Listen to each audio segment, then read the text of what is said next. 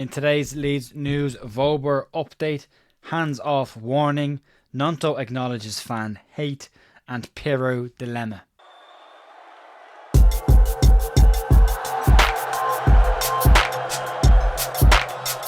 Hiya folks, Jer here on Thursday morning the 26th of September at The View. With your Leeds United news, there's a little few bits to get through. There is a press conference happening, but I will timestamp this at 11:30am, so this is happening before the press conference. So some of the stuff that we touch on will probably be asked. I reckon that a lot of these topics will come up in the press conference, so some of the answers may be already out there. But we will have a match preview tonight at 7pm instead of the podcast. So live tonight, 7pm, myself and Andrew Stats Dalton doing a match preview ahead of the Leeds and Coventry game on Saturday. Also, just to start us off and kick us into gear, Leeds Women 3-1 win against the Doncaster Rover Bells last night. Fantastic win against a decent side there. Goals from Amy Woodruff, Jess Rossio and Darcy Green giving Leeds the 3-1 win. So well done to the women on that result. Moving on, let's talk about Max Wober's injury or absenteeism from the Leeds United squad at the moment and what's going on. Leeds' injury list hasn't been too extensive right now. Last week it probably sounded like it was at its largest for quite some time, but in the end it turned out to just be Dan James and Max Wober that were missing from the side. So what's the situation? Where are we this week heading into this press conference? But I'm sure Daniel Farke will have addressed some of the Max Wober situation himself by now if you're watching this later on in the day. But as of right now, journalist Peter Linden has been giving an update on Wober's injury situation, and it's not great news for Leeds fans or Austria fans right now. On the 10th of September, Wober was described as having knee problems and would maybe miss the weekend's game. Now Linden says that Wober is likely to be out of action until after the next set of international games. So Leeds will have no availability of Max Wober until at least mid-October, which is not ideal situation. Linden says that Wober is struggling with a meniscus problem and that is what is causing him to be out of action, and an operation is being considered currently, but they haven't confirmed whether the operation will take place or not. And again, I'm sure Daniel Farke may have referenced this in the press conference today, whether the operation is taking place or not, but not ideal. It will likely rule Wober out for a considerable amount of time, a month or two probably at least. James Debayo is available there on the bench, and we've got some options there. We're not too light in the centre-back position, but this is the need for depth in this squad this year. We avoid situations like this, but we've got Ethan Ampadu there as well, so Leeds should be okay in that situation. Should ideally Pascal Stroke avoid any injuries this year, we should be okay. But we'll see what happens with Wober, and we'll get more news on that when we hear from Daniel Farke. Moving on to a player Leeds tried to nab during the summer, but were very quickly told to back off. And news this morning is coming around that Leeds and Sheffield United were both issued with a hands-off warning from Birmingham City just after their relegation from the Championship. Leeds and Sheffield United were both labelled as having interest in South Korean midfielder Park Sung-ho over at Birmingham City straight after their relegation. The clubs are said to be still keeping an eye on the player, despite the fact that they were told by Birmingham to back off and the player wouldn't be available for sale in this window. Birmingham City boss Chris Davis has had the following to say on the player.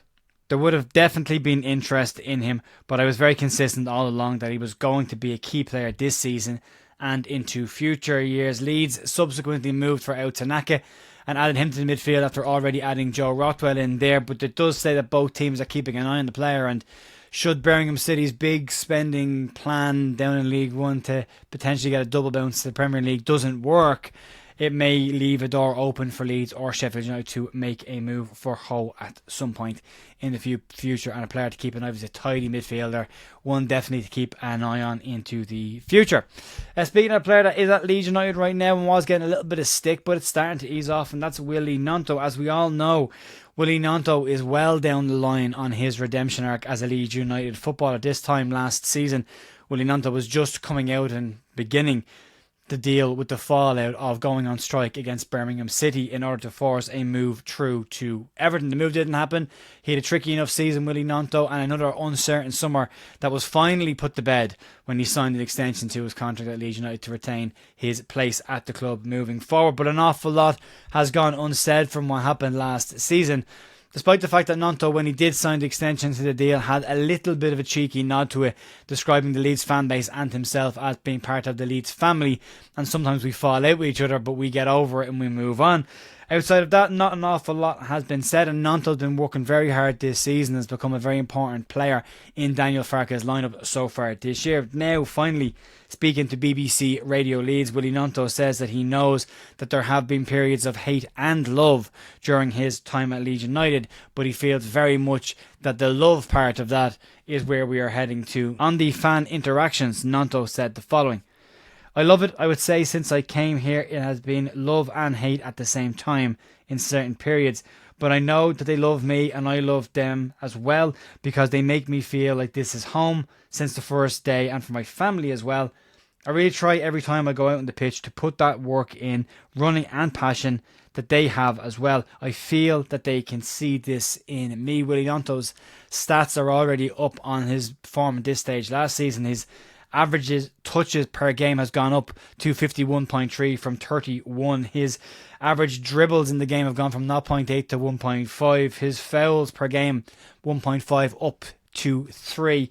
And his shots per game from 1.3 to 2.5.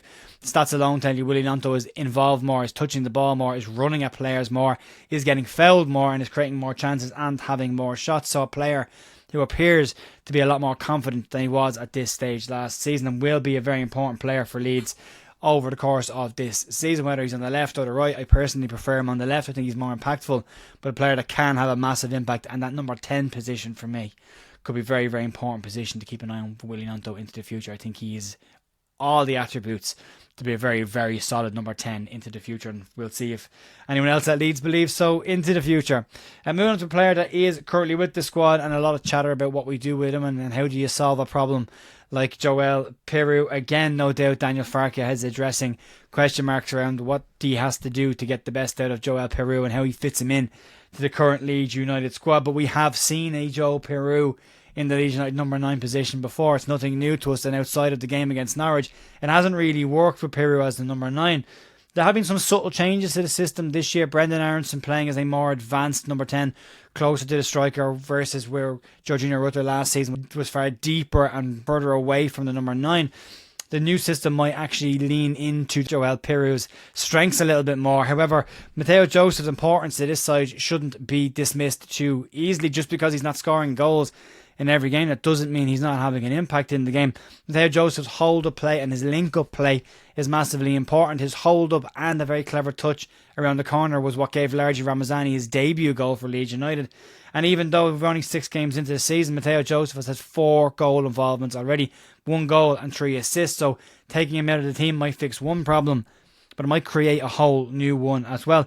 Joel Piroe has had plenty of goal involvements as well, 3 so far, but 2 goals and 1 assist. You are getting more goals, but who's going to create those chances for him to score if it's not Mateo Joseph that's in the team? But Daniel Farke will have to deal with this problem and have to address this today. I'm no doubt that he's been asked questions about this, so we will see if he makes a change. But Daniel Farke is unlikely to make a change to a winning side right now unless he feels a need for this side to get more goals. Coventry City will bring a more attacking threat to Leeds this weekend, and it might lean towards Farke playing it a little bit safer and sticking with the team that he's got right now. So Joel Piroe may have to continue to make an impact from the bench, and the more he does that, the more that we will hear calls for him to be involved. And Daniel Farke will have to do what a coach and a manager is paid to do, and that's find a way to fit him in and make all of this work and make it work successfully. But we'll find out if he can do that. Folks, that'll be it for me today from the news. We will be back tonight 7 p.m. with Andrew Stats Dalton for a match preview to look ahead to Leeds clash against Coventry this weekend. Have a great rest of your day. Talk to you soon. See ya.